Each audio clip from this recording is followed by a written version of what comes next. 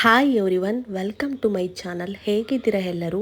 ಈ ವಿಡಿಯೋದಲ್ಲಿ ನಾನು ಸಿಹಿ ಕುಂಬಳಕಾಯಿ ಅಂದರೆ ಪಂಪ್ಕಿನ್ನ ಯೂಸ್ ಮಾಡಿಕೊಂಡು ತುಂಬಾ ರುಚಿಯಾದಂಥ ಒಂದು ಪಲ್ಯದ ರೆಸಿಪಿನ ನಿಮಗೆ ಶೇರ್ ಮಾಡ್ಕೋತಾ ಇದ್ದೀನಿ. ನಾನು ನೋಡಿ ಇಲ್ಲಿ ಒಂದು ದಪ್ಪ ಗಾತ್ರದ ಕುಂಬಳಕಾಯಿನ ನೀಟಾಗಿ ತೊಳೆದು ಹೆಚ್ಚಿ ಇಟ್ಕೊಂಡಿದ್ದೀನಿ. ನಂತರ ನಾನಿಲ್ಲಿ ಒಂದು ಕಡಾಯಿಗೆ 1-2 ಸ್ಪೂನಷ್ಟು ಎಣ್ಣೆನ ಹಾಕ್ಕೊಂಡು ಅದಕ್ಕೆ ದಪ್ಪದಾಗಿ ಹೆಚ್ಚಿಟ್ಕೊಂಡಿರೋಂಥ 2 ಈರುಳ್ಳಿ, 4-5 ಹಸಿರು ಮೆಣಸಿನ್ಕಾಯಿನ ಹಾಕ್ಕೊಂಡು ಚೆನ್ನಾಗಿ ಫ್ರೈ ಮಾಡ್ಕೊತೀನಿ. ಮತ್ತು ನಾನು ಅಲ್ಲಿಗೆ ಒಂದು 2 ಗರಿಯಷ್ಟು ಕರಿಬೇವಿನ ಸೊಪ್ಪು, ಹಸಿ ಕರಿಬೇವಿನ ಸೊಪ್ಪನ್ನ ಕೂಡ ಹಾಕ್ಕೋತೀನಿ.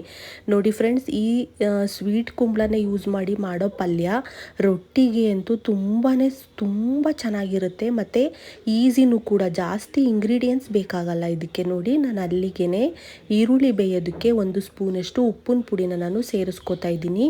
ಇದನ್ನೆಲ್ಲ ಹಾಕ್ಬಿಟ್ಟು ಚೆನ್ನಾಗಿ ಈರುಳ್ಳಿ ಫ್ರೈ ಆಗೋವರೆಗೂ ಒಂದು 2 ನಿಮಿಷ ಲಿಡ್ಡನ್ನ ಕ್ಲೋಸ್ ಮಾಡಿ ನೀವು ಅದನ್ನು ಬೇಯಿಸ್ಕೋಬೇಕಾಗುತ್ತೆ.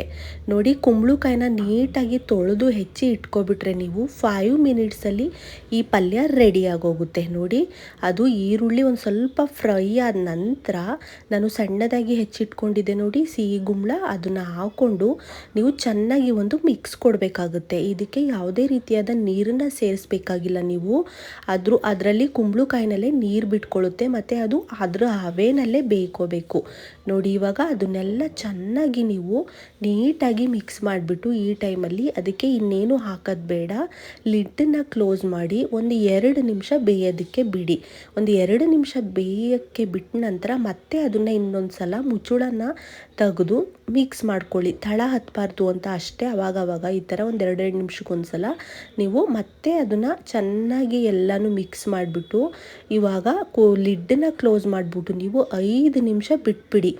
5 ನಿಮಿಷ ಬಿಟ್ಟರೆ ನೋಡಿ, ಇದು ಅದ್ರ ಹವೆನಲ್ಲೇ ಪೂರ್ತಿಯಾಗಿ ಬೆಂದೋಗಿರುತ್ತೆ ಫ್ರೆಂಡ್ಸ್. ಯಾವುದೇ ರೀತಿಯಾದ ನೀರನ್ನು ಸೇರಿಸೋದು ಬೇಕಾಗಿಲ್ಲ ನೀವು. ನೋಡಿ, ಇವಾಗ ನಾನು ಅದನ್ನು ಮಿಕ್ಸ್ ಮಾಡ್ತಾ ಇದ್ದರೆ ಅಲ್ಲೇ ಅದು ಕಟ್ಟಾಗ್ತಾ ಇದೆ. ನೋಡಿ, ಕುಂಬಳಕಾಯಿ ಎಷ್ಟು ಚೆನ್ನಾಗಿ ಆವಾಗಲೇ ಬೆಂದೋಗ್ಬಿಟ್ಟಿದೆ. ನೋಡಿ, ಈ ಟೈಮ್ನಲ್ಲಿ ನಾನು ಇವಾಗ ಇದಕ್ಕೆ ಬೆಲ್ಲನ ಸೇರಿಸ್ಕೋತಾ ಇದ್ದೀನಿ. ಇದು ಆಲ್ರೆಡಿ ಸ್ವೀಟ್ ಇರುತ್ತೆ ಸಿಹಿ ಗುಂಬಳ, ಬಟ್ ಸ್ವಲ್ಪ ಸ್ವೀಟೀಸ್ ಬೇಕು ಅಂದರೆ ನನ್ನ ಮಗನಿಗೆ ಸ್ವಲ್ಪ ಸ್ವೀಟ್ ಜಾಸ್ತಿ ಇದ್ದರೆ ಇದು ಇಷ್ಟ ಆಗುತ್ತೆ ಈ ಪಲ್ಯ.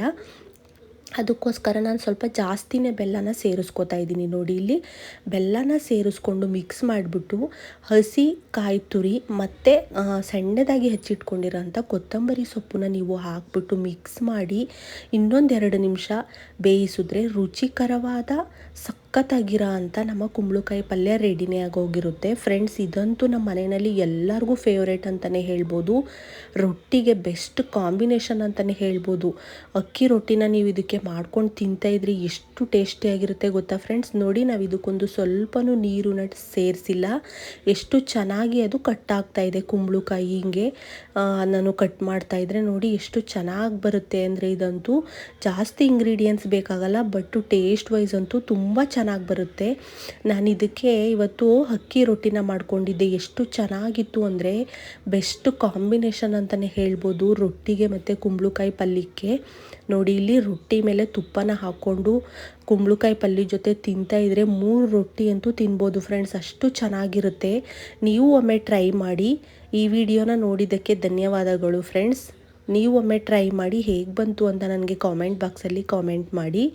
ಮುಂದಿನ ವಿಡಿಯೋದಲ್ಲಿ ಸಿಗೋಣ friends. Bye bye. Thank you for watching.